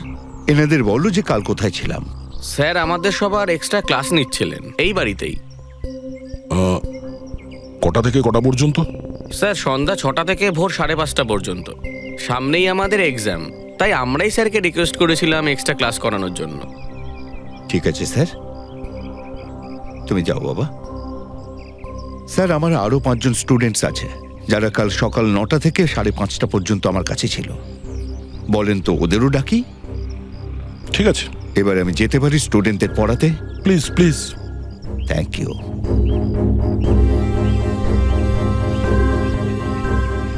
হ্যাঁ, তাহলে আমি যেটা বলছিলাম যে শোল্ডারিং ওয়্যার ছাড়াও আমরা মাদারবোর্ড ফিক্সড করতে পারি with the help of adhesive conductor.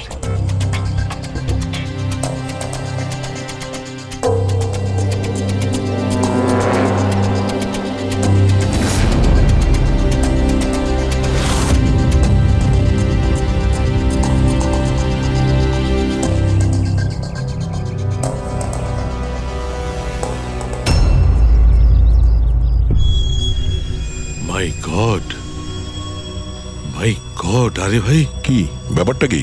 আরে ভাই, এই ভুলটা আমি কি করে করলাম? কি? গড, বুড়ো হয়ে গেছি আমি বুড়ো হয়ে গেছি। দয়া, একটা কাজ করবে, 1 ঘন্টা পরে ফরেন্সিক ল্যাবে দেখা করো। একটা জিনিস দেখাবো। 1 ঘন্টা পরে। আরে ওই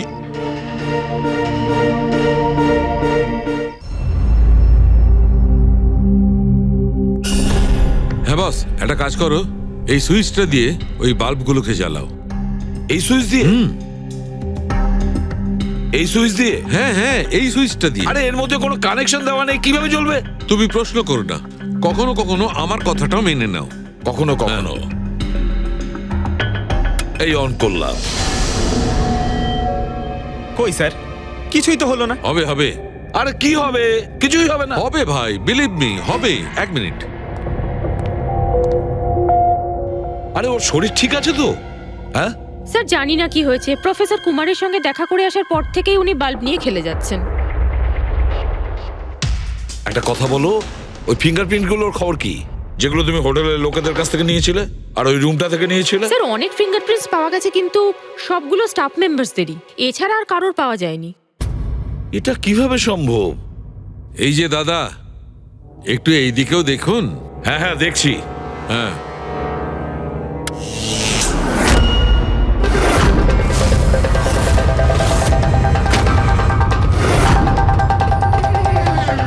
আরে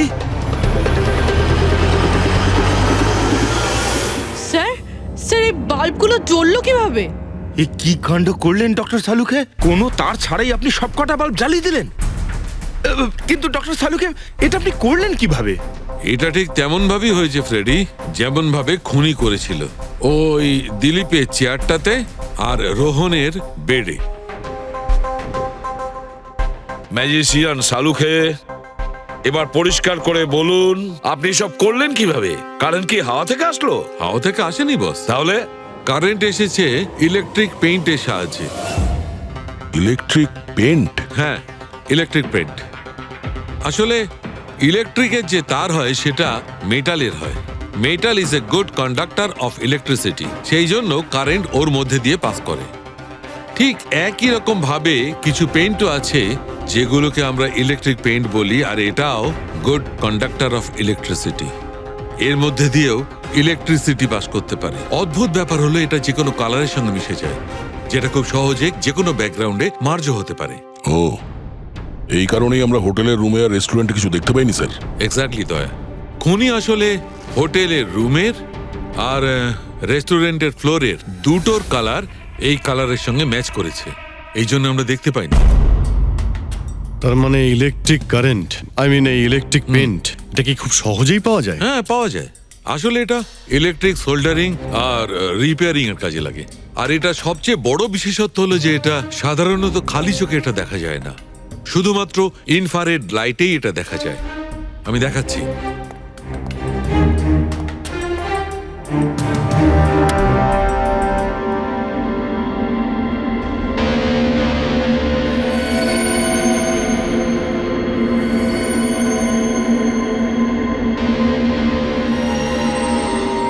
দেখেছো বস?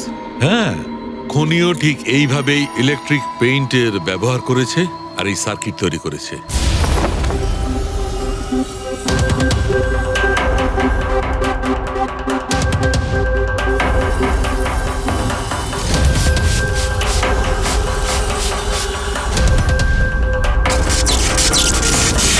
একটা কথা তো নিশ্চিত, এ যেই হোক না কেন তার এ সমস্ত ব্যাপারে খুব ভালো জ্ঞান আছে। কিন্তু স্যার এদের মধ্যে খুনিকে? ওই প্রফেসরের সঙ্গে তো কথা বলে নিয়েছি স্যার, ও তো না। এই বংশী, এই লোকটা তো একজন ক্লার্ক, কিন্তু আমার মনে হয় না যে একজন ক্লার্কের সায়েন্সের ব্যাপারে এত জ্ঞান থাকতে পারে। স্যার, এদের মধ্যে সব থেকে বেশি শিক্ষিত তো ওই প্রফেসর কি মনে হচ্ছে? এটা এমন কেউ হতে পারে যেটা প্রফেসরের মতো ইন্টেলিজেন্ট নয়, অথচ এই ব্যাপারে অনেক কিছুই জানে।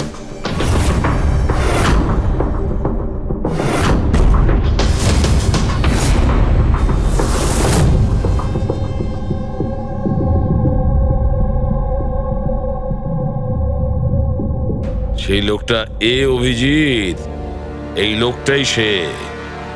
মনে পড়ছে কি বলেছিল আমাদের, যে ও কি কাজ করে?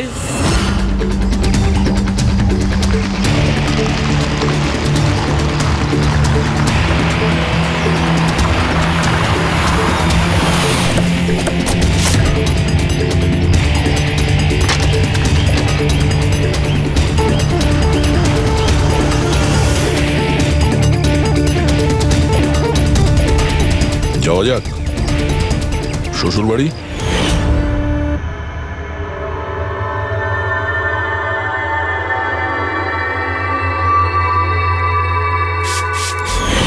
দিলীপ আর রোহনের উপর কেস হয়েছিল, কিন্তু আমি জানতাম ওরা টাকার পাওয়ারের জোরে ছাড়া পেয়ে যাবে।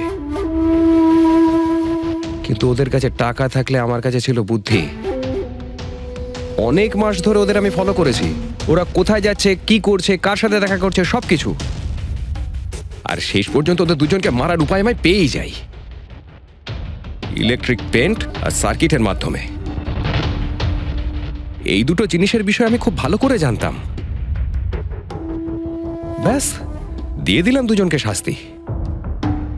দুজনকে মেরে ফেলেছি জ্যান্ত পুড়িয়ে, যেভাবে ওরা আমার সালোনিকে মেরেছিল। হিমেশ, তোমার স্ত্রীর সঙ্গে যা কিছু হয়েছে সেটার জন্য আমরা সবাই দুঃখিত। কিন্তু দিলীপ আর রোহনকে মেরে তুমি কি পেলে? তুমি কি ফিরে পেলে তোমার স্ত্রীকে? প্রতিশোধের আগুনে পুড়ে তুমি দুজনকে মারলে। আইন তোমাকে কোনোদিন ক্ষমা করবে না। কঠোর থেকে কঠোরতম শাস্তি হবে তোমার।